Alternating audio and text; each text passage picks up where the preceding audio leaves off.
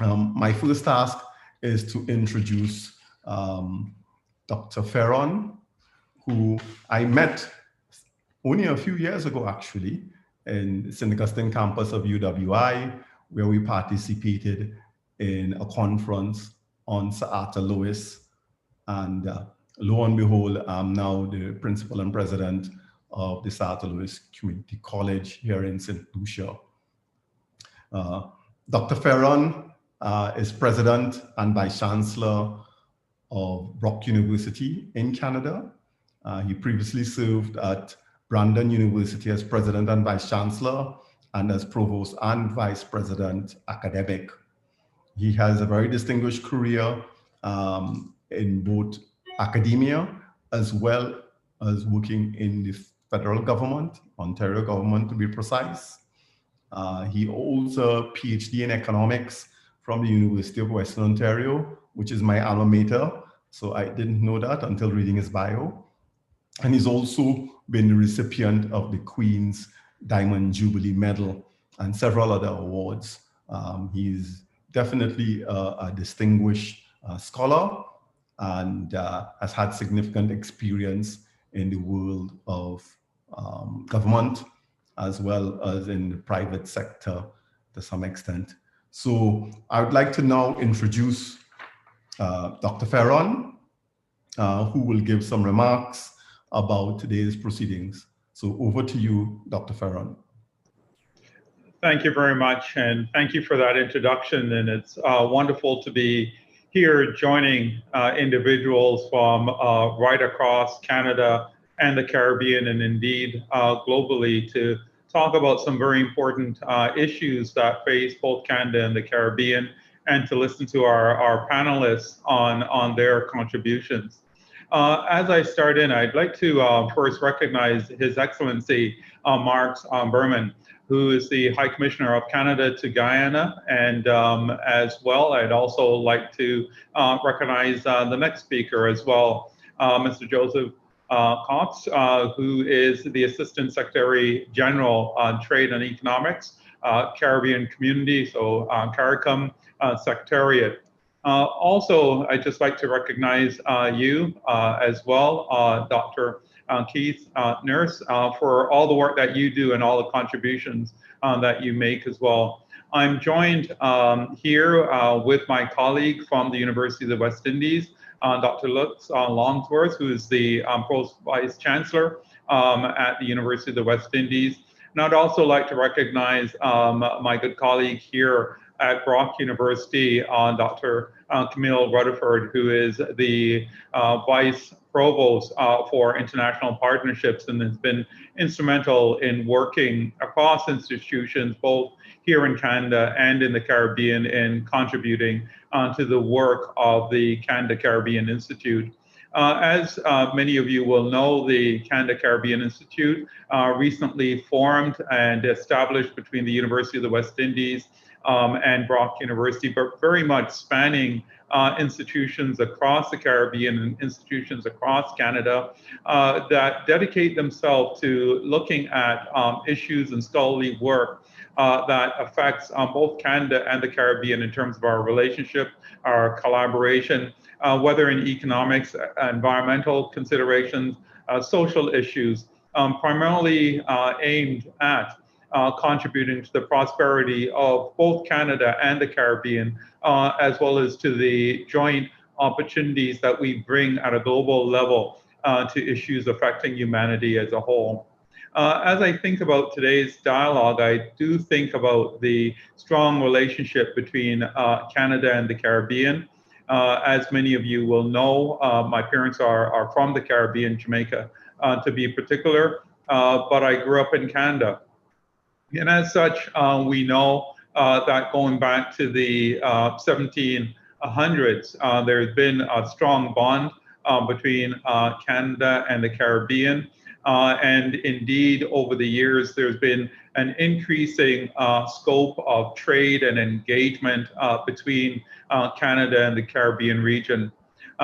Interestingly enough, based on the 2016 census, which is the most recent numbers available, there are about 750,000 Canadians who basically identified their historical context and their roots from as being of Caribbean origins. And that really speaks to the strong context of relationships between the regions as well.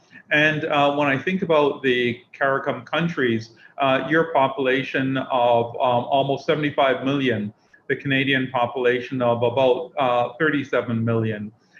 You have a GDP in the region of about 74 billion. And again, Canada's GDP being substantial, and the trade between Canada and the Caribbean being quite substantial, whether in agricultural products or raw material, in terms of people, finance, and investment, just a significant historical relationship. We also know that there's been attempts historically to be able to form trade agreements, formal, broad, overarching agreements between Canada and the Caribbean. Recently, there's been the extension of the MFN waiver as it relates to most favored nation status for imports that I think extend out to 2023. The level of import exports between the region again is substantial, with at least in the Canadian context, a substantial amount of investments done in the region. So I based on the numbers I have, between 2015, 2018, almost $860 million were had in the Caribbean by Canadian entities. But what I'd like to turn to is maybe something that was raised earlier in the introduction, the realities of COVID and the realities of contemporary economic matters. Historically, we might think of remittance and trade in goods and services, but I also want to note that with a substantial number of individuals of Caribbean descent in Canada, and as well as individuals of Canadian background in the Caribbean, there is a door open and possibility for looking at talent, and for looking at what that talent can do, whether in the green economy, in the digital economy, in infrastructure. And as well, we know from COVID that not far behind prosperity and economic growth and outcomes is considerations around individual society, health, and well-being as being the underpinnings to success. So I look forward to hearing from our panelists today, and to the dialogue that will move forward, and really to see that mission of the Canada-Caribbean Institute that stands as a forum and a motivator for dialogue between Canada and the Caribbean on how we may explore opportunities for trade, prosperity, and shared socioeconomic engagement. As well, you have a beautiful region, beautiful country, outstanding people. Canada can be described in much the same. So I look forward to the kind of partnerships that can be bridged through the Canada-Caribbean Institute. And indeed, I think reversing that language, the Caribbean Canada Institute represents the equivalency between our communities, people, economy, and society. Thank you so much, and look forward to the discussion. Thank you. Great. Thank you very much, Dr. Ferron. That's a very great overview and introduction.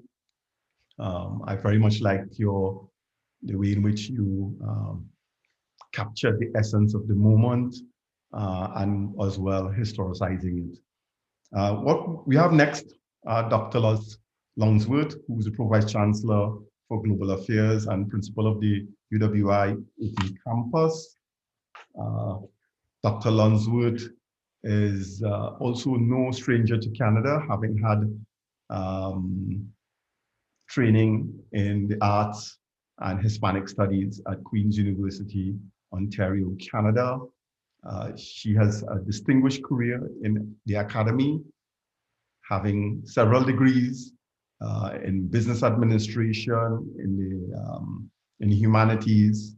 She's also an honorary fellow at the Commonwealth of Learning since 2016. Dr. Lonzo and I have been having discussions about collaboration in the last several weeks. She is a significant contributor to UWI, holding so many posts as both Global Affairs and the Pro-Vice-Chancellor for UWI's Open Campus, which is the fourth campus within the UWI system. Dr. Lonsworth, over to you. Thank you so much, Dr. Nurse. And yes, it does sound as if I am what they call peripatetic. And yes, I have received your last email. Let me start by greeting as well High Commissioner, His Excellency Mark Berman, and also Mr. Joseph Cox, our distinguished panelists, my colleague, Dr. Ferron, and of course you, Dr. Nurse, good to see you, and all of our audience that's joining us from across the world. Let me start by greeting you warmly on behalf of our Vice Chancellor, who is the co-chair, along with Dr. Ferron, of the Canada-CARICOM Institute. Sir Hilary Beckles sends his greetings and his apologies that he has not been able to join us today. In conjunction with our colleagues at Brock and of course our dear friend, Dr. Ferron, and our friend, Dr. Rutherford, the UWI is very pleased to partner in the formation of the Canada-CARICOM Institute. And you've heard from Dr. Ferron the broad objectives, and specifically the Institute is already, even though very young, creating awareness on the need to having detailed research on Canada-CARICOM relationships and issues, and today's forum is an example of that, to provide a platform for cross-fertilization of ideas in a multidisciplinary manner, and to provide education and a forum for research into Canada-CARICOM studies, and that covers the gamut from culture, language, history, philosophy, politics, sociology, medicine. And as you pointed out, Dr. Nurse, that we have a long and strong relationship in the region with Canada.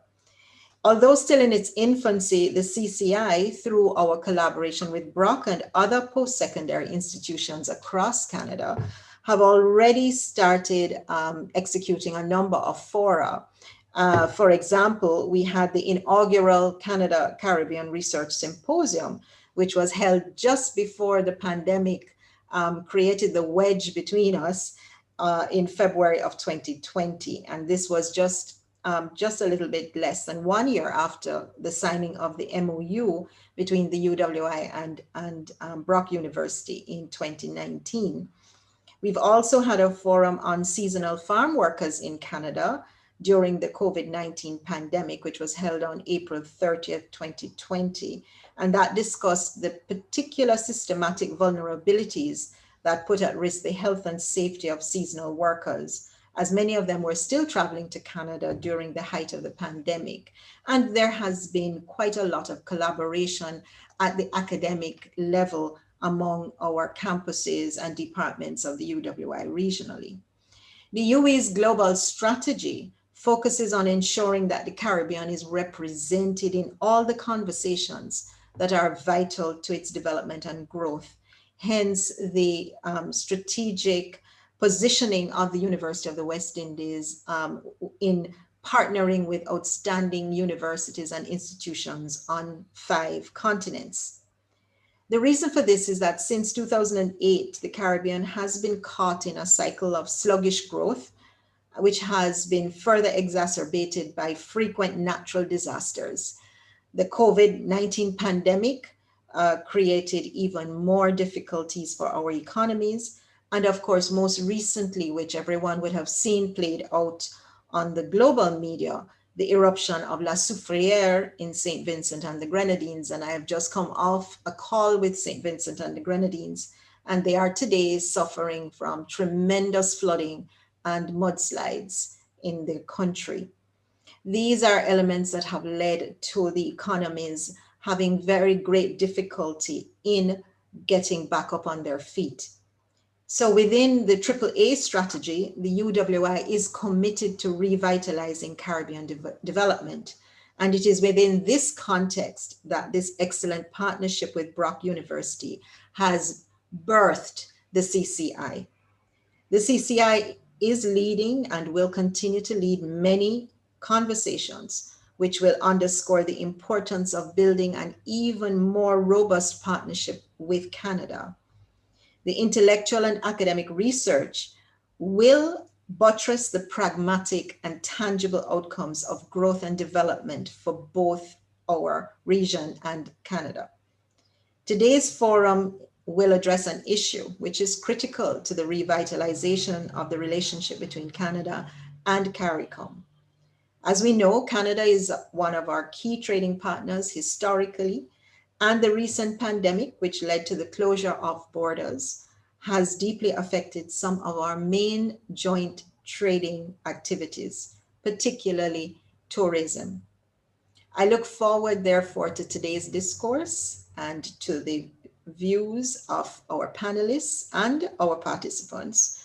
And I really am looking forward to some recommendations that we can put forward to our respective agencies, governments, and institutions. Before I close, Mr. Chairman, I want to thank the team from Brock, led by Dr. Rutherford and her team, and the team from my office, the Office of Global Affairs, led by Mrs. Lisa Hamilton Brathwaite and supported by Mrs. Nikisha Grant, for the efforts in putting together this very, very anticipated forum. I look forward to the conversation. Thank you so much. Thank you very much, Dr. Lonsworth. I think you've captured so many of the key issues. I think the importance of collaboration across countries and among higher education institutions is really critical at this stage. We do have to play an expanded role in terms of shaping the futures of our societies. And so I want to commend University of the West Indies as well as Brock University for establishing the Canada-Caribbean Institute and all of the key efforts. I would say as well that we do want to send out our warm regards and best wishes to our CARICOM neighbors, particularly St. Vincent, that is being severely affected by the eruptions and the ensuing flooding and so on. I've been watching the videos myself this morning. So we do send our best regards to our neighbors, actually. St. Lucia's the closest country to St. Vincent. So my next task is to introduce Mr. Joseph Cox, who's based in Guyana at the CARICOM Secretariat. He's the Assistant Secretary General for Trade and Economic Integration. He's been with the CARICOM Secretariat since 2015. He's a Jamaican national, and he's worked in several institutions and several prominent institutions in economic development and trade in Jamaica, the Center for Growth and Development in Jamaica. He's worked at the Planning Institute of Jamaica as the executive director, but he's also had a distinguished career in consulting and research with regional institutions like the IDB and the World Bank. He's also the recipient of the Prime Minister's Medal of Appreciation for Service to Jamaica in 2012. Mr. Joseph is going to go first, to be followed by His Excellency Mark Kevin Berman, who is the High Commissioner of Canada to the Cooperative Republic of Guyana. So both our panelists are based in Guyana at present. He's also served as the Ambassador Designate of Canada to the Republic of Suriname and the Ambassador of Canada to CARICOM itself. He presented his credentials only recently, February 1st, 2021. So in many respects, his tenure is defined in so many respects by COVID. Mr. Berman is a lawyer by training. He's worked within the UN system at the United Nations Environmental Program in Nairobi, in Geneva, before returning to Canada to work in the Director's Office of the Commissioner of the Environment and Sustainable Development. He's also worked at the Canadian International Development Agency. And he's worked most recently with Global Affairs Canada. And as you can tell, he has a very distinguished career, both in the diplomatic arena as well as the intergovernmental sector. So without further ado, I would like to introduce or invite Mr. Cox to present. Both panelists have 20 minutes each. I will be timing them so that we could stay on target in terms of the program agenda. So we are very pleased, in fact, very delighted to have both of these distinguished panelists who are going to be able to share with us key perspectives on trade and investment between Canada and the Caribbean. So, Mr. Cox, over to you. Thank you very much. Right. Well, thank you very much. All right, since I'm going to be limited in time, let me just get straight to the chase.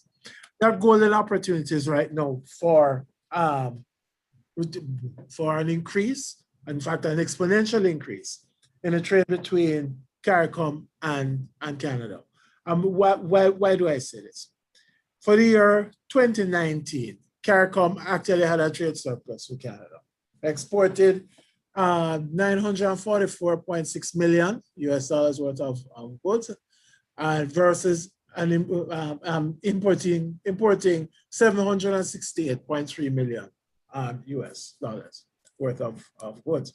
Now, the fact of life is that when we are also looking at, when we start to look at the dynamic that is driving this entire process, we also have to make the comment that the investments, for example, which was referenced earlier, between Canada and the region, or the Caribbean region, was $864 million between the years of 2015 to 2018, but that includes Cuba and the Dominican Republic. So therefore, what we're looking at is a limited flow. But that's on one level. But on the other level, there are golden opportunities that now obtain. Because coming out of the COVID-19 pandemic, we have had scenarios whereby, and we have to be practical, we do have high rates of informality in the region, ranging anywhere between 40 and 60%. Our working poor is anywhere between 50 to 60%. Some cases our macro fundamentals are weak, and the exogenous shock risk is high. But on the other side of it, no, we are also seeing that there are opportunities emerging. For example, Guyana, with the recent, well, not so recent, but we know that the exploration of oil going on. And in 2020, the economy grew, including oil, grew by 26%, versus growth of only 0.6% in the other commodity-based economies across the region. Whereas on the other side, our tourism-dependent economies declined by anywhere between 15 to 20%. Our visitor arrivals went down by 65.5%. Tourism revenue flows down by 60 to 80% for 2020. But on the other hand, that also creates a lot of opportunity, because what we are faced with now is that given the pandemic, there has been significant disruption in terms of supply chains, and there are opportunities as people go with a more digital, with increased digital connections. You find that there are opportunities for investment, not only in the normal broadband services that the region would need. There are downstream services that can also be impacted by that. And therefore, there are tremendous opportunities there as we look at the issues at hand. One of the areas of concern is that, for example, previously, the Canadian banking system used to dominate the region, so to speak, with the Royal Bank of Canada, Scotia Bank, and so on. But over the past couple of years, what we have seen is basically a retreat from that, with I think Scotiabank only having retained a presence in 3 of our CARICOM countries.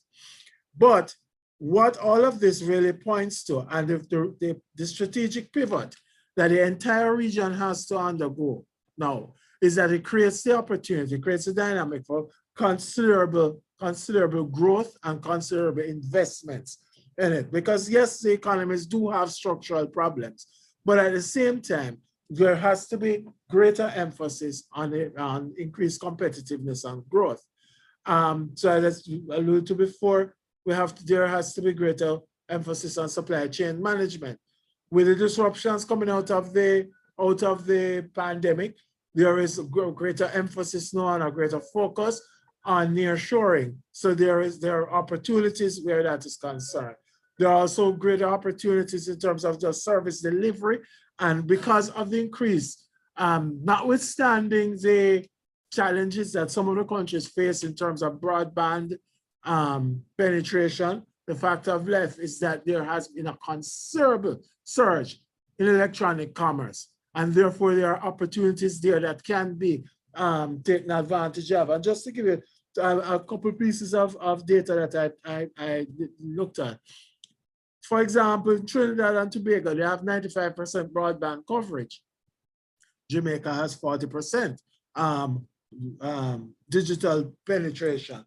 But the fact of life is that within those types of statistics, there lies considerable opportunity for strategic investment for things to move along. Because once we can get in and take full advantage of the digital transformation that is not only occurring, but becomes an imperative to the development of the region, I would dare say that will create a lot of and tremendous opportunity for the astute investor.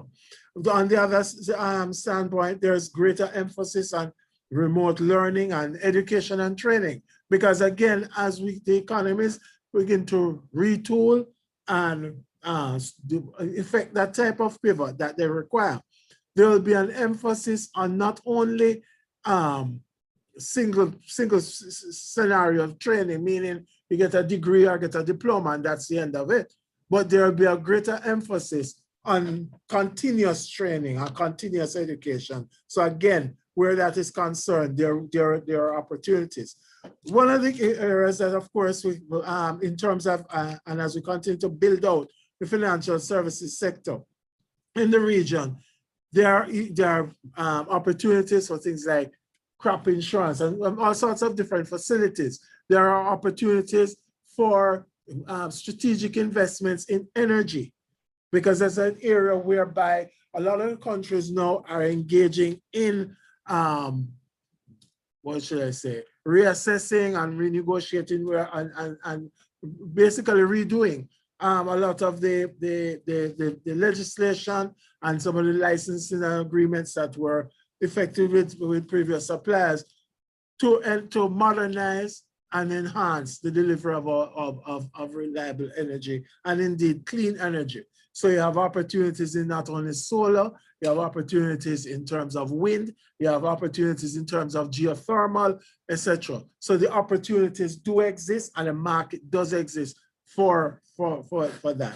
There are also opportunities for companies who are so minded to look at cross-border installation of electricity supplies, because as we recognize, you have some countries that are of course, they're relatively small, and sometimes generating equipment, their requirements in terms of electricity generating equipment would not necessarily be up to the scale that one would require, and therefore there are opportunities for some cross-border trading, as well as there is a growing market for electric vehicles, and again, that is a considerable area for focus, I would think.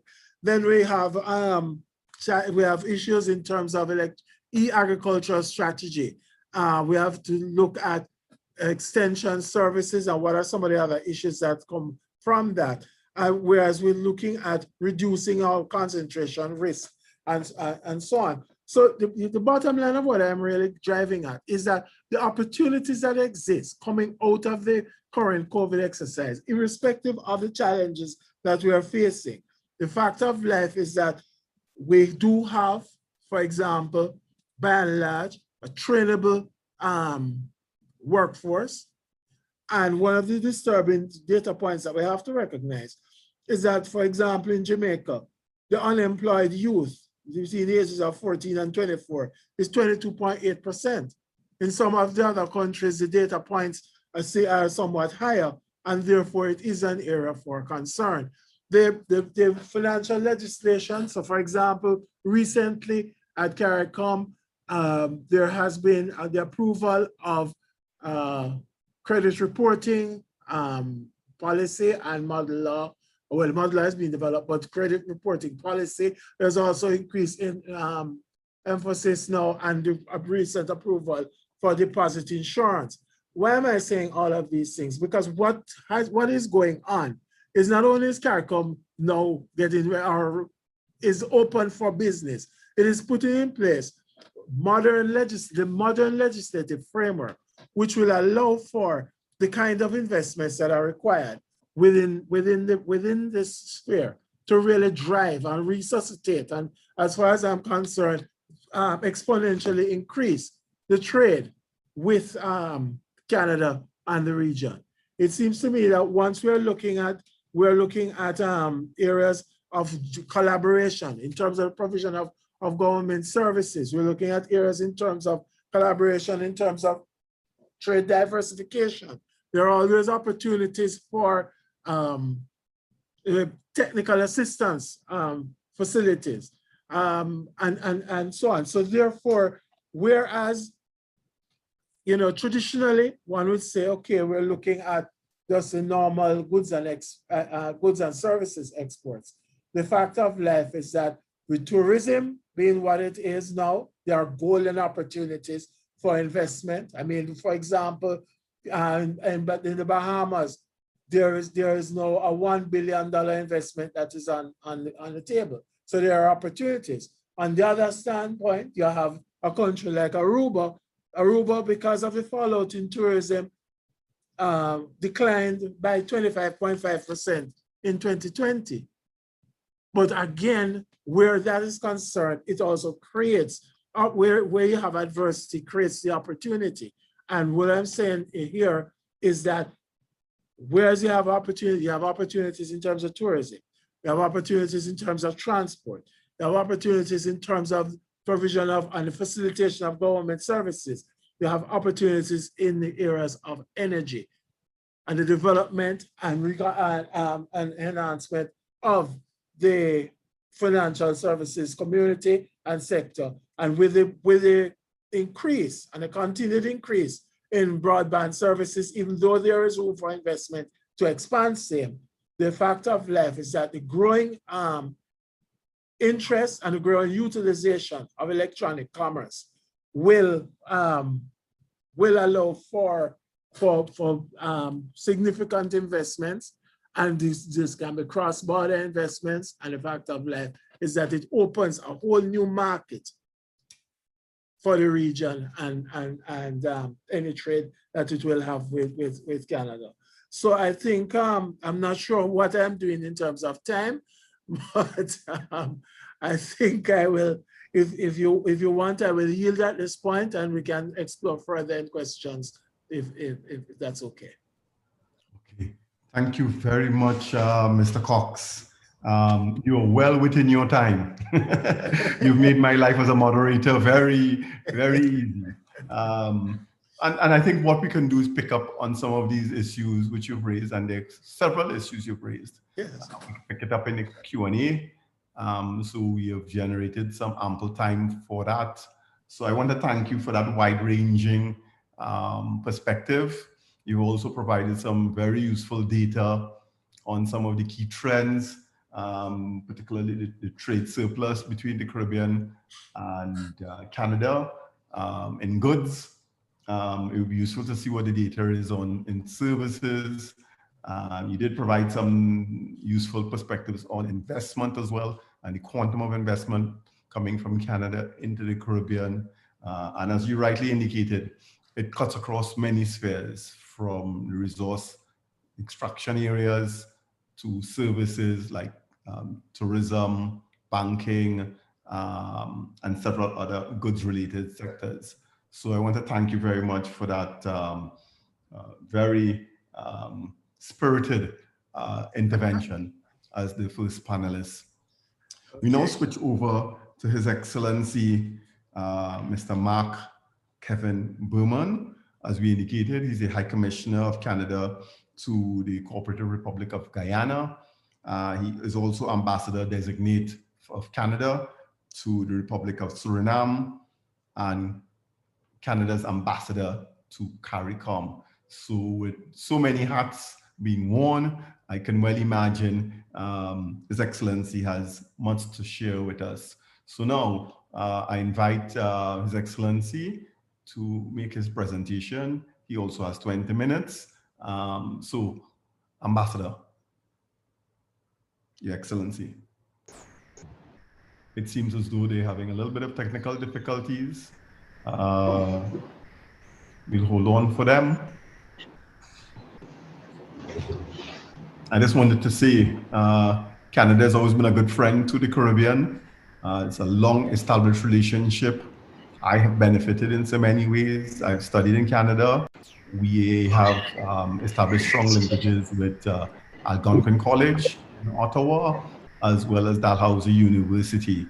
We are working on a Canadian-sponsored project on, it's called SAGE, the acronym, Skills Access for the Green Economy. Just leave it on. This initiative, the SAGE initiative, is with several other Caribbean territories in different spheres. And so we are very grateful to our Canadian colleagues, the High Commissioner in Barbados and elsewhere, for facilitating this process. I don't know if our High Commissioner has been able to patch in as yet. But let me make a comment about the presentation by Mr. Cox. One of the things I found very interesting was the issue of how can we diversify our relations. I think, in many respects, the point being made is that the pandemic has generated new opportunities. And the question is, how do we reinvent our relations so that we maximize on these opportunities? And so you highlighted a number of areas, supply chain management, nearshoring, and so on. What I want to say is that traditionally, we have seen supply chain management and even nearshoring purely as a goods-related trade sector phenomenon. And what we are finding is that the same principles that apply to some of the manufacturing or goods-related trade is now very much applicable to the services sector. And so a global value chain approach is required to take advantage of these opportunities, or even to spot the opportunities. And so that is a critical point of view, which I think can be drawn from your presentation, which is highlighted in the fact that the global economy has pivoted towards digital transformation processes, where e-commerce, digital trade, and so on have become so much more important. So those were key things that were highlighted. What this does signal, though, is that areas like fintech become super important. And so the traditional banking systems and investments by Canada, with lots of bricks and mortar, is probably part of the old wave. And so the retreat of the Canadian banks is probably emblematic of the broader shift towards a digitized financial system. So do we have His Excellency on board with us? Thank you. I apologize. We've been having significant technical problems on our end, and unfortunately you can't see me, but I am here. And I also unfortunately had no volume until Mr. Cox spoke. So unfortunately I didn't hear much of the front end of the presentations. However, I am here, and I have to apologize again because I actually have to leave right after my presentation. I have another call that I have to take, but my Trade Commissioner Anand Harilal will remain and be able to participate in the Q's and A's. It's a pleasure for me to be here to discuss Canada-CARICOM trade and investment issues. And just like COVID-19 has affected how we're meeting and throws up challenges that I'm facing today, it's also affecting the way that we do business together. And I want to start by saying that the CARICOM region is a valued and long-standing partner and friend to Canada. And I mean, everybody who's listening in knows that our linkages are tightly interwoven through people-to-people ties, economic relationships, shared priorities on bilateral, multilateral level. And these are all buttressed by Canada's continuing developmental support and our partnerships in the region. I'm proud to say that Canada and CARICOM's trade and commercial relationships are robust, and Canada is still a major source of foreign investment in the Caribbean. Canada's two-way merchandise trade with CARICOM members in 2019 amounted to 1.9 billion Canadian dollars, and whereas Canada's trade and services amounted to 4.4 billion, which is just shy of our trade numbers with Mexico.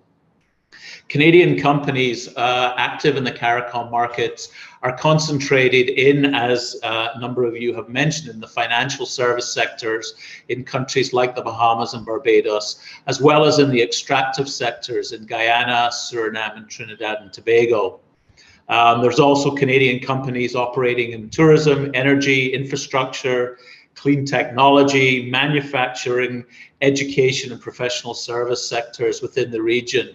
And CARICOM members benefit from a preferential trade arrangement by which Canada provides duty-free access to its markets for most imports from CARICOM members, which commonly known as the CARICOM, the Commonwealth Caribbean Countries Tariff. CARICOM has been extended until 2023. And as you know, our trade relationship with the Caribbean is not only looking forward, it runs deep and a long way back to the days when our maritime provinces would trade cod for rum. And talking of our banking sector, the Bank of Nova Scotia established a branch in Kingston, Jamaica, before it even had a branch in Toronto. But I agree that the banking system is changing, and I think we'll all have to evolve with that. That said, we're aware that the pandemic has hit our trade relationship and more broadly has affected economies quite negatively. And this is why Canada has tried to react quickly.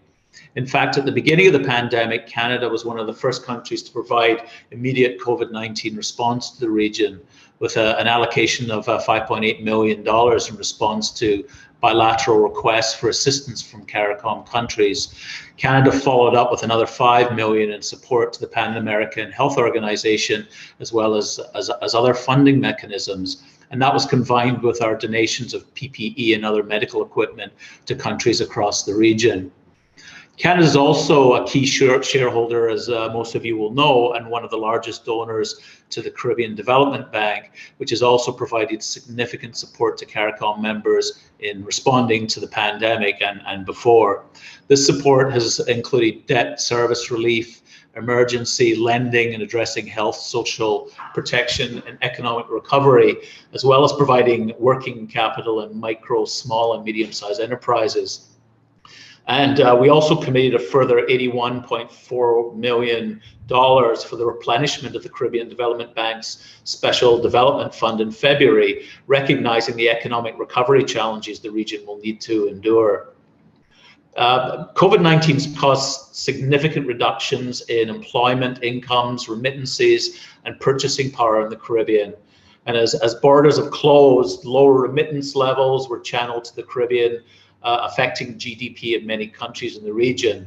And the pandemic has also caused significant economic downturn due to loss of revenues in important sectors in the region, namely tourism.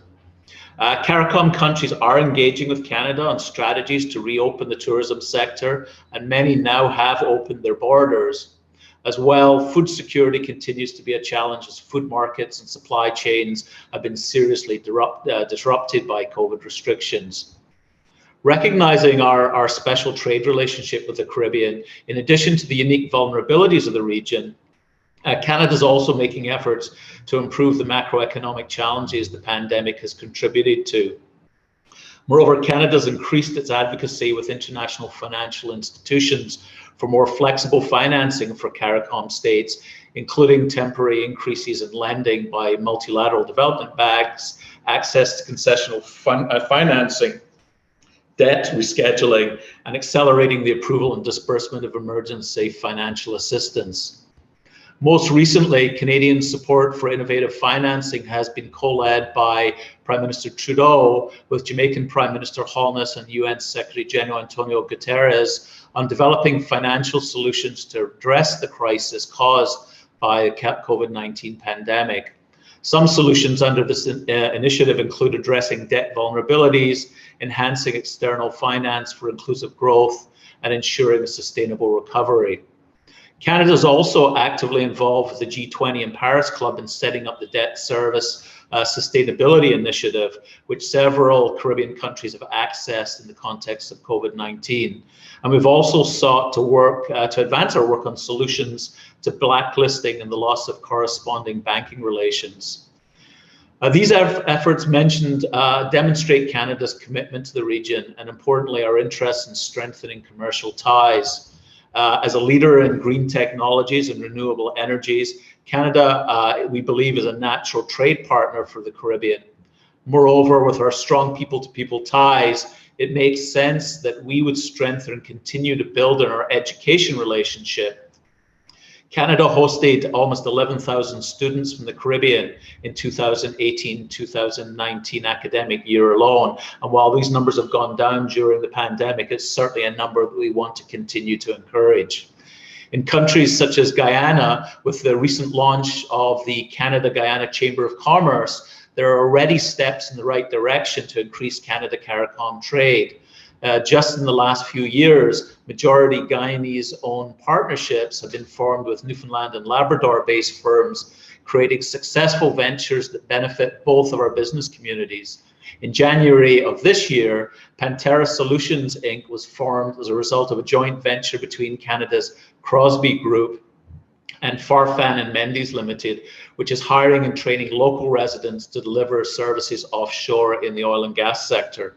Another example is the formation of NSB Omega Guyana between Action Invest Caribbean Inc. and the NSB Omega. That joint venture is a majority Guyanese and women-owned technical service company providing workforce solutions for the oil and gas industry. On the infrastructure side, as you know, most projects across the Caribbean are driven by international financial institutions such as the World Bank, the IADB, and the Caribbean Development Bank. Companies have to be familiar with these IFI processes in order to be successful, which we acknowledge can be a challenge. The main challenges for Canadian businesses in CARICOM markets include limited access to financing, inefficient government bureaucracies, sometimes lack of clarity and transparency and corruption in some countries, inadequate infrastructure, and in some countries, high levels of crime and insecurity. Canadian banks have, as has been mentioned, recently sought drastically to reduce their exposure on the Caribbean market due to regulatory complexity and stagnant revenue growth in the region. More particularly, changes to the international regulatory landscape, including to curb illicit financial flows and reduce tax avoidance and increase transparency, have influenced international banks, including RBC, Scotiabank, and CIBC, to reduce their footprint due to decreasing profitability. Our perception of risk, i.e. de-risking, may be a factor, but that's not conclusive at the moment. Recent irritants, including the EU blacklisting of a few countries in the region for non or weak compliance with anti-money laundering legislation, have also been an issue. Recent development, Canada EDC and the CCC, Canadian Commercial Corporation, are very much active in CARICOM markets, and they've successfully supported Canadian business participation in major projects in the Caribbean region more broadly, at times utilizing a PPP or public-private partnership approach in partnership with local Canadian and or international banks. In 2019, EDC facilitated approximately 1.8 billion of total business in insurance and financing in the Caribbean, servicing over 400 customers. And of the total amount of business supported, EDC provided approximately 21 million in financing. The CCC is currently undertaking a series of development contracts with CARICOM members and associate members, so that's a very positive step. From our perspective internationally, the US continues to be the major player in the region.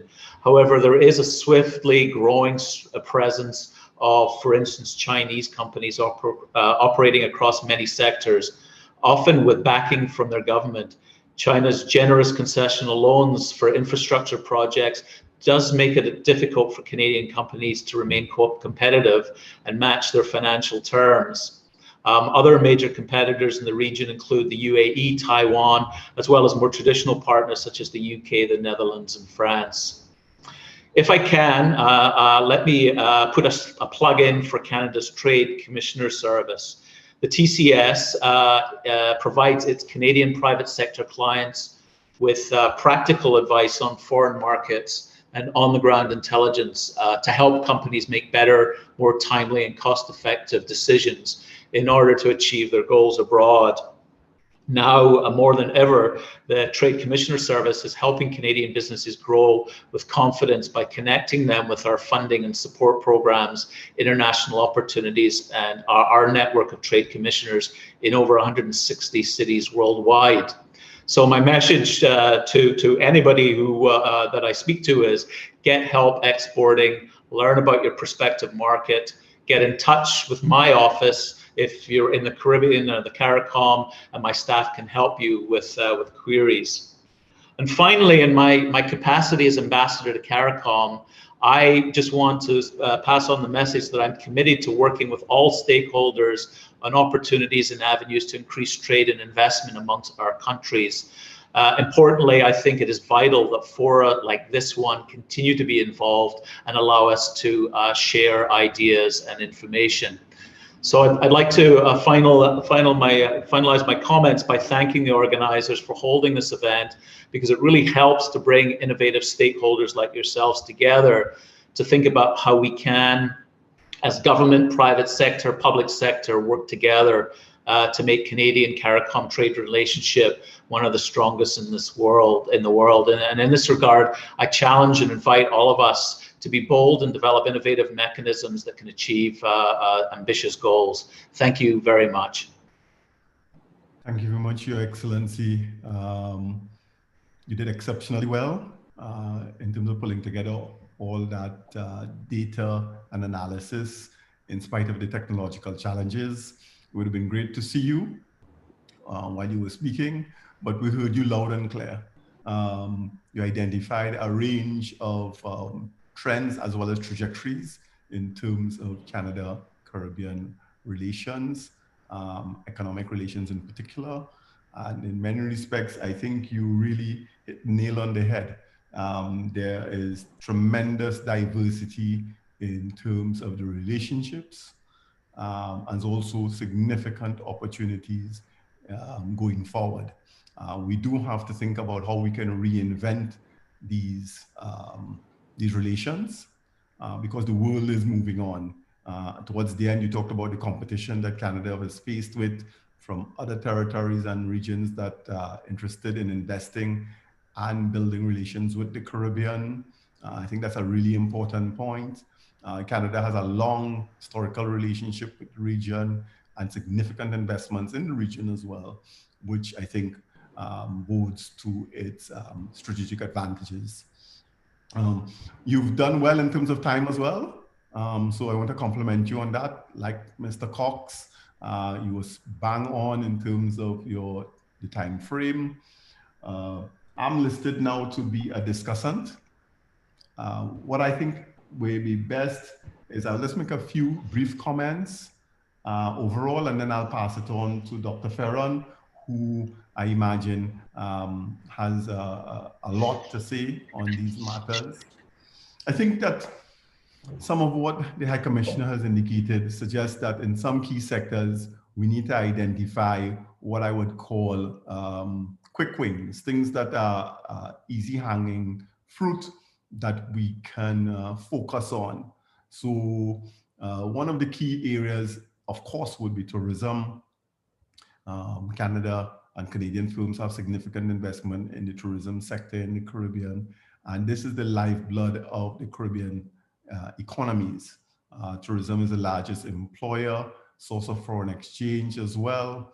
And so for many of the small territories, like St. Lucia, where I'm based, the tourism sector's impact on the economy is in excess of 50%, 60% of the GDP. And so it is absolutely important that we revitalize tourism. And in this respect, I think a relationship a specialized relationship with Canada to pilot some of the new dimensions of the post-pandemic or even in pandemic approaches to tourism need to be employed, I would argue. So for example, vaccine passports. Is it possible that we can create a corridor between Canada and CARICOM territories where we pilot this concept and we ensure that that there is a seamless relationship which Canadian visitors can enjoy, as well as Caribbean travelers to Canada can take advantage of. I think we've always underestimated the importance of travel, and I think COVID has really brought home the importance of mobility as a great source of trade, but also social and economic, wider social and economic relations. On that point, I wanted to highlight something that is dear to my heart, which the ambassador or high commissioner referred to, which is the number of students from the Caribbean that are studying in Canada.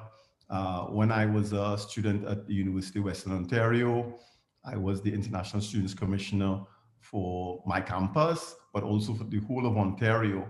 And I was one of the champions for removing differential fees because we realized that it was impacting in a negative way on the number of students who were able to afford to come to Canada.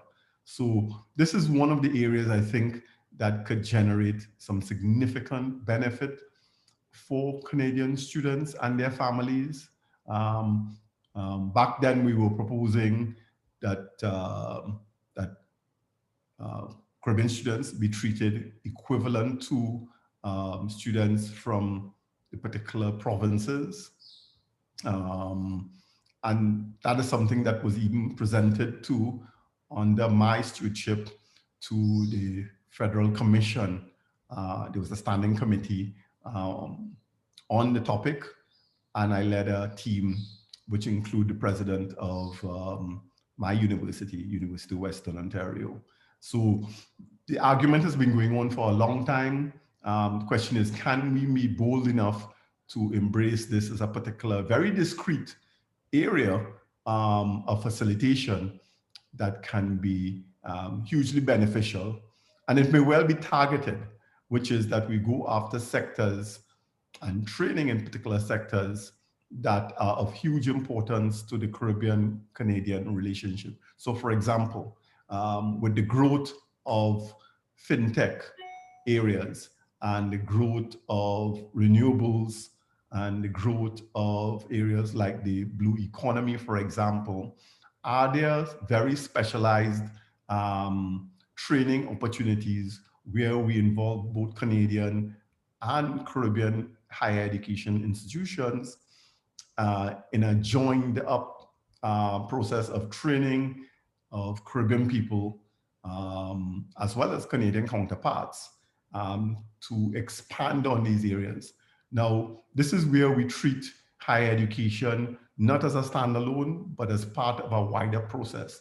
Often, trade relations and investment are de-linked from things like higher education. What I'm suggesting is that we need to have a framework whereby we identify the key growth sectors, many of which are clearly evident, and we build in a pipeline of training linked to investment, which is then also linked to trade. And in that regard, I think I could see a very expanded possibilities for Canada-CARICOM relations. The other thing I wanted to highlight, which is of course really critical for the Caribbean and really presents itself as an opportunity, has been the area of the financial sectors, the de-risking scenario, the blacklisting, and so forth. Again, the financial services sector is hugely important, particularly in the smaller territories. It has a big impact on the Canadian relationship with the Caribbean, but in countries like Barbados, the financial services sector accounts for a significant share of GDP, but a significant share as well of the earnings in terms of government revenue. And so revitalizing and reinventing this particular sector, I think, is of huge importance to the region, and is something that we need to be tapping into by employing strategies that embraces all of the new growth opportunities in relation to fintech, blockchain related technologies, also as well cyber tech. So I'll leave my comments for at that stage for now, and invite Dr. Ferron to make his comments as well. I'm sure he has a lot to say. So Dr. Ferron, over to you.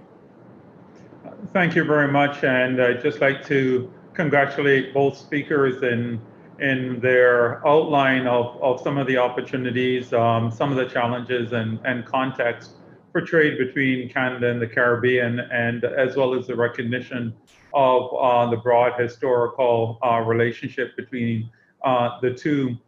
Maybe starting off first with Joseph Cox and his comments. I think it was interesting to see the transition in his comments, that while he started off in recognizing the traditional areas of trade and economic activities between Canada and the Caribbean region, there was also the pointing to some emerging possibilities, whether it was in supply chain management, the clean energy sector, the service delivery, new constructs around financial services. So for example, he highlighted crop insurance.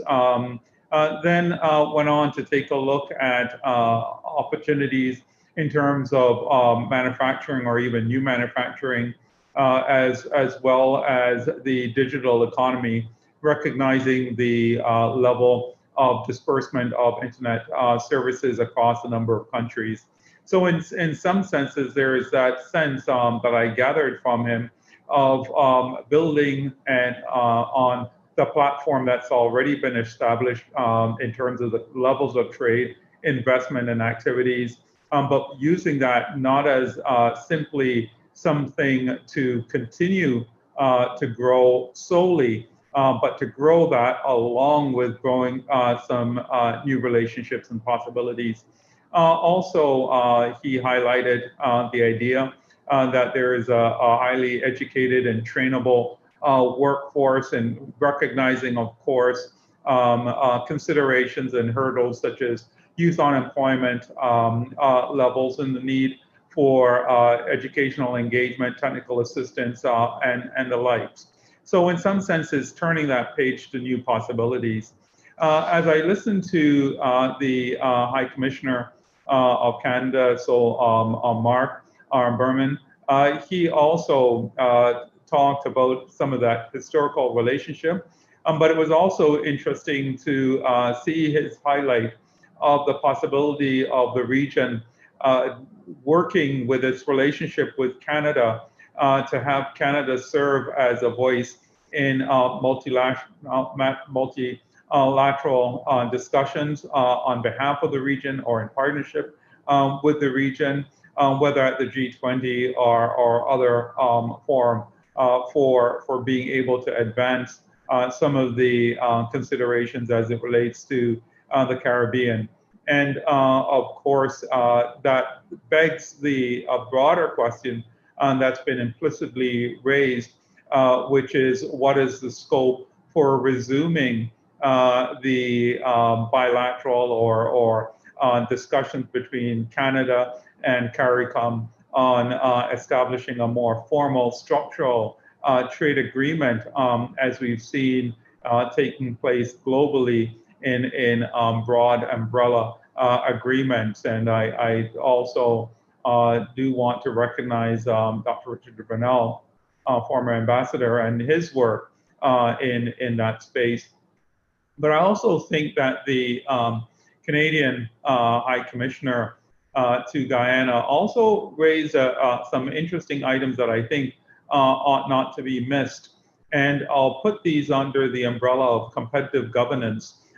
So considerations relating to access to financing, bureaucracy, social network issues of social stability, social inclusion in that sense.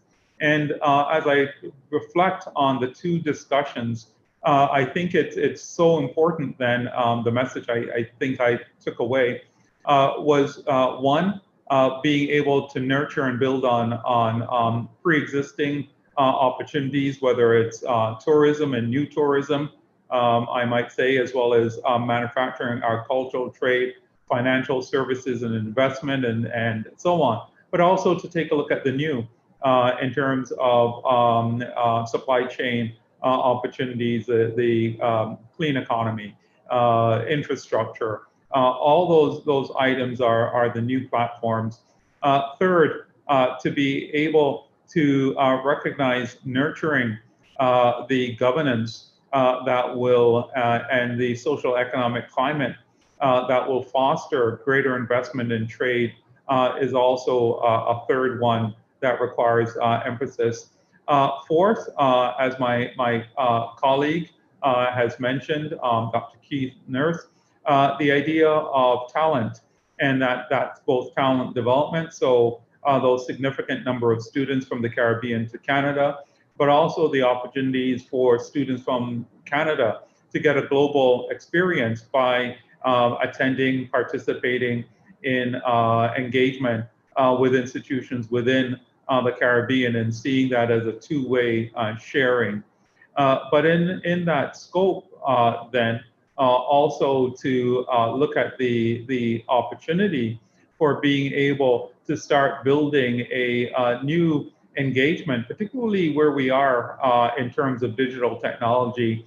It doesn't escape me that this conference, this dialogue is happening with all of us in completely different spaces, but we are forging new understanding, new engagements, and being able to take these conferences as sponsored by the Canada-Caribbean Institute as a starting block of dialogue towards creating greater economic and trade engagement between the region, and being able to have a forum for individual, whether corporate or institutional, that's engaged in significant trade between the two regions, to have a dialogue to identify what's that foundation already established, but what are some of the governance and structures to be able to address those to have smoother expanded trade. I'm also recognizing the High Commissioner's statement of using the Trade Commissioner's offices that are distributed throughout the region as a conduit for engaging in bilateral arrangements and dialogue and trading opportunities.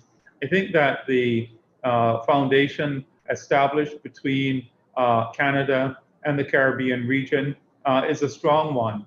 And as was mentioned, but not without contestability. Contestability from new players and some old players.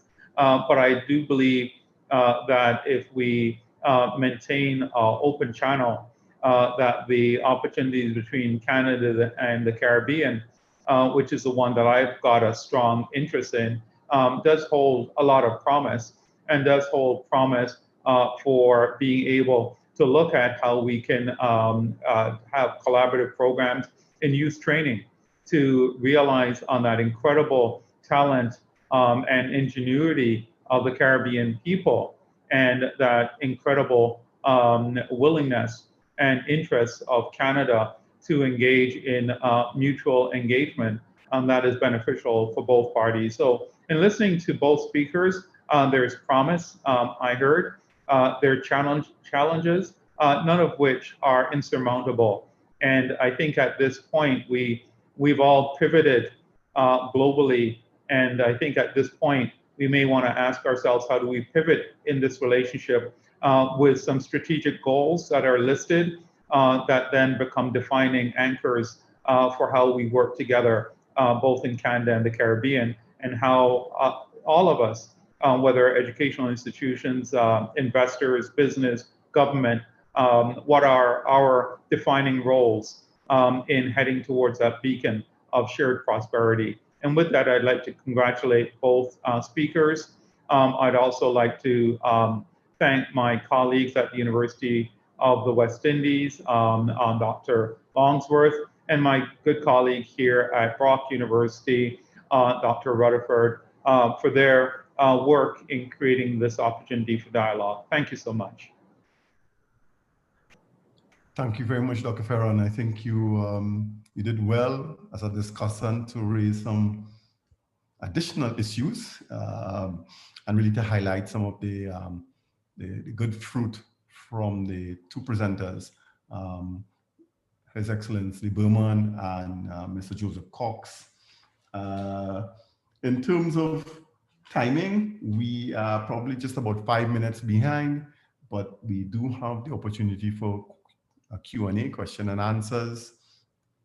What I noticed from the chat, we have had some general comments on issues relating to the whole diversification of the trade and investment scenario from the Office of Global Affairs at UWI, the comment about a three-legged economy in terms of the trade relationship with Canada, that it has now passed, and the three legs is tourism, offshore banking, and agriculture. One could argue the extractive industries has also been an important element of Canadian relations with the Caribbean. But the point is well taken. How do we diversify, and how do we reinvent those relations? In some extent, maybe even deepening within those sectors, as well as diversifying out of those sectors. The comment was also made about the sale of the Canadian banks. I think His Excellency, as well as Mr. Cox, made reference to the whole processes of de-risking and also the unprofitability of the Canadian banks in the Caribbean context. Mind you, there are several Caribbean banks that have jumped into the fray and taken over some of these assets. One of them recently is the First National Bank here in St. Lucia. And so Marcia Thomas makes the point that these changes almost caught us by surprise. And so it really raises the question as to forward planning. What I think Dr. Ferron was referring to as the governance issues, competitiveness governance and trade governance, investment governance. These are definitely critical areas for us to explore. In terms of the Q&A, if there are any other questions that to be raised, please do so in the chat. I will now ask Mr. Cox if he wants to jump in and say something. We also have the colleague of His Excellency Burman, if I caught his name correctly, Mr. Harilal. I don't know if I got the gender right, but if the Canadian High Commission's office has anything to jump in and say, please feel free to do so after we've entertained a few comments or rejoinders from Mr. Cox. So over to you, Mr. Cox, if you have anything else to add based on some of the questions or queries that have been raised. Thank you very much. Thank you very much for that, Dr. Nurse. Yeah, the plate, because I also see that my colleague from the Office of Trade Negotiation is on this call as well. And it would seem to me that given what has happened globally, and more particularly in terms of the region, in terms of the fallout that is occurring and has occurred in the economies, given the disruption in terms of tourism and so on, that there is an opportunity for some level of re-engagement at this point in time. Because it seems to me out of the opportunities that exist on both sides of the aisle, there should at least be a discussion as we look at the opportunities there too. Because, for example, when you look at issues, and one of the things that I heard earlier in the discussion, which I want to also comment on, was that the issue of the lobbying, the intervention in terms of the de-risking activities, the blacklisting that is going on, which everybody this side of the world recognizes how unfair it is and how one-sided it is. But at the same time, we have to also take into consideration the strengthening of the financial architecture that is required, particularly now, because when I look, for example, at a country like Aruba, even though it's not within the CARICOM construct per se, when I look at a country like Aruba, when your debt to GDP ratio increases by 45 percentage points in 1 year, you recognize that there is need for fundamental restructuring. And there is where I am looking to and seeing countries like Canada, and in this case Canada, to be able to lend, to create that sort of a new environment through investments, through the kind of engagement. Because these economies, yes, the dependency on tourism is stark. I mean, nobody would argue. St. Lucia, Dr. Nurse, you would have readily admit that.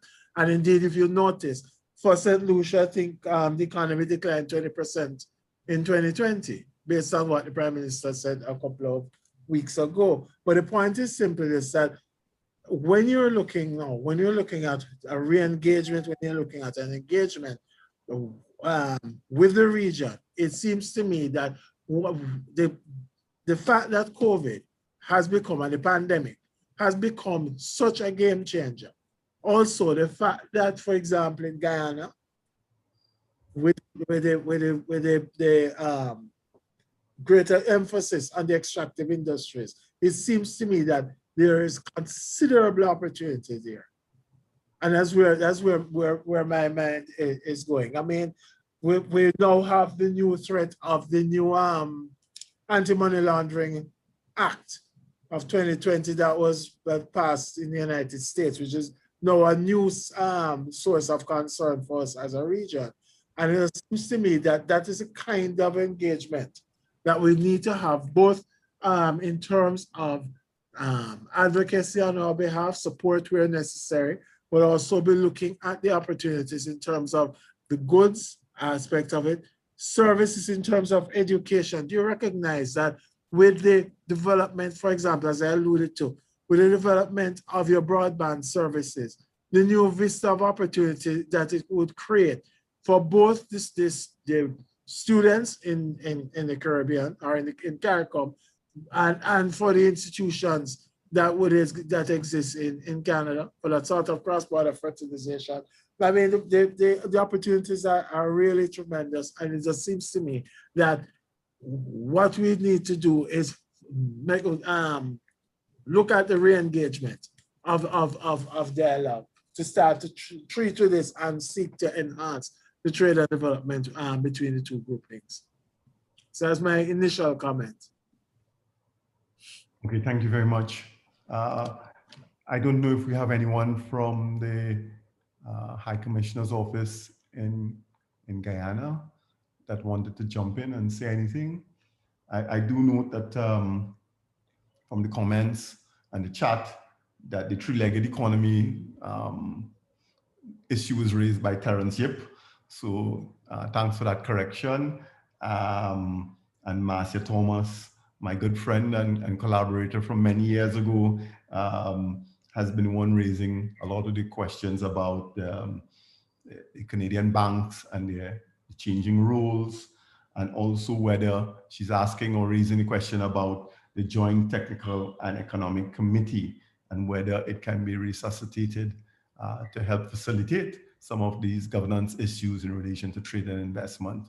So those are two additional questions or comments. Anyone from the High Commissioner's office interested to share any thoughts?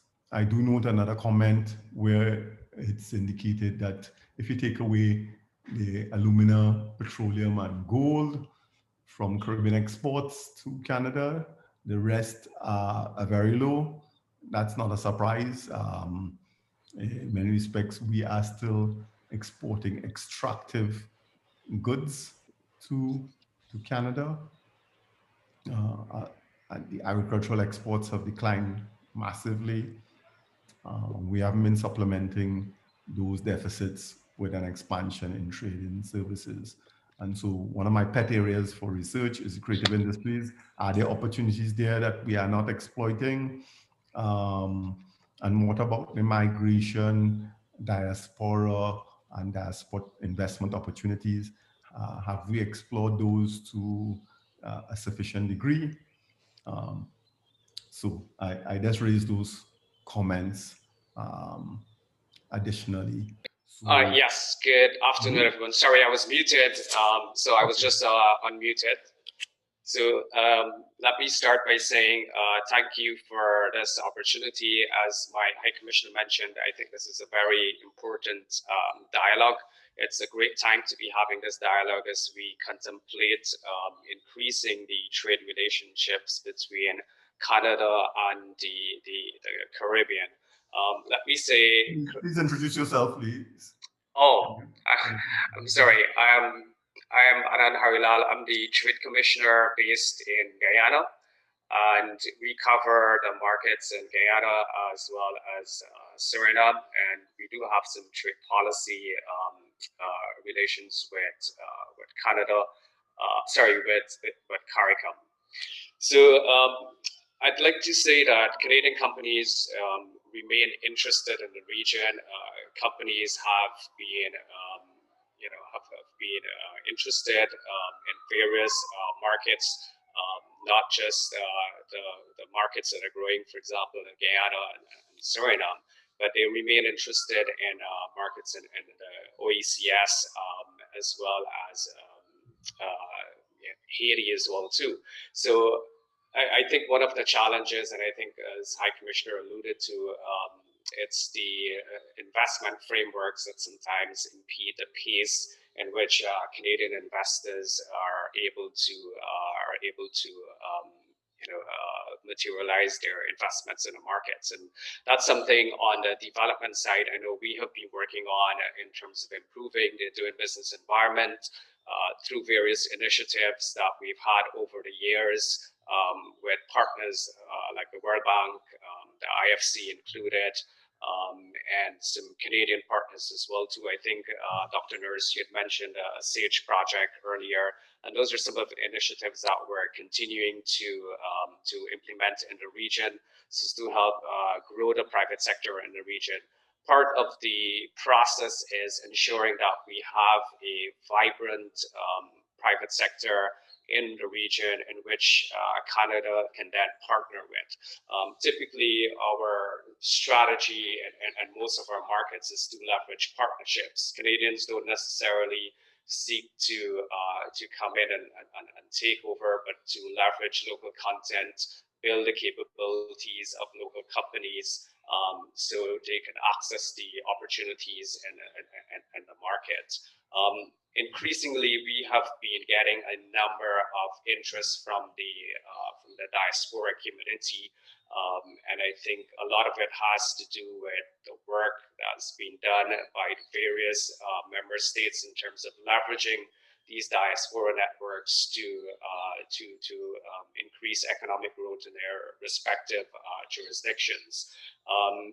We stand ready to work with the diaspora groups through chamber networks or auto organized networks to help them to navigate the complexities in terms of investing in our respective regions. High Commissioner talked about Trade Commissioner Service, and we are accessible throughout the region. So in Barbados, we do have an office there where we cover Barbados and the rest of the OECS. In Guyana, we cover Guyana and Suriname, and then in Jamaica, we cover Jamaica as well as Belize. So pretty much, and then we do have an office in Haiti as well too.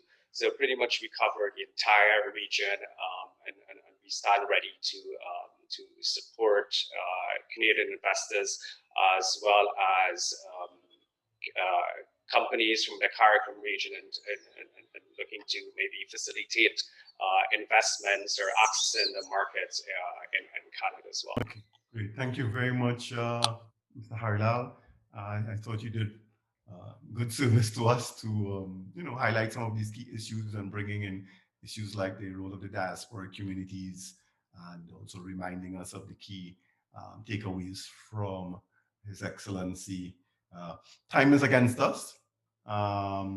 We have to wrap up the session now, but I really want to say that a lot of food for thought has been generated from this short intervention on these issues. We really would like to thank the Canada-CARICOM or Caribbean Institute for pulling this topic together, revitalizing trade between CARICOM and Canada is of the utmost urgency in a post-pandemic or even pandemic context. And so Canada has long been a strategic partner for the region in trade and investment areas. As we indicated, banking goes way back. All of the trade and extractive industries, agriculture, tourism, and so forth. Where are the new vistas? How can we deepen those relations? Those were issues that we explored this afternoon.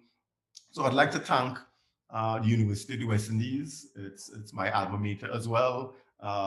It's also where I cut my teeth as an academic. So it's very much a pleasure to be invited to participate and contribute as a moderator.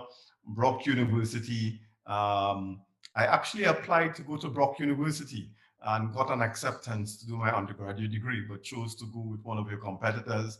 But Brock University has always been on my radar screen. So Dr. Ferran, I want to thank you for your role as a discussant, but also for championing the cause of strengthening Canada-CARICOM relations. We'd like to thank CARICOM and Mr. Cox in particular. We haven't seen each other for quite a while, but CARICOM plays a critical role in terms of providing the governance framework to facilitate much of what we've discussed. And so the question that arises is, how do we create the framework so that we expand on the new areas and consolidate some of the established areas? The Canadian High Commission and all our Canadian friends and colleagues around the region, we want to thank you for participating and for making this the investments over time. We see this as of great value. So I would like to bring our discussions on revitalizing Canada-CARICOM trade and investment relations to a close. And thank you all for participating. We had some very interesting comments and questions coming in from our participants, and we want to thank them as well for coming on board. and sharing their views. So I don't know if Dr. Lanzo, would you like to make your last comments? You're one of the architects of this, so please do so if you feel so committed to make a comment. Thank you very much.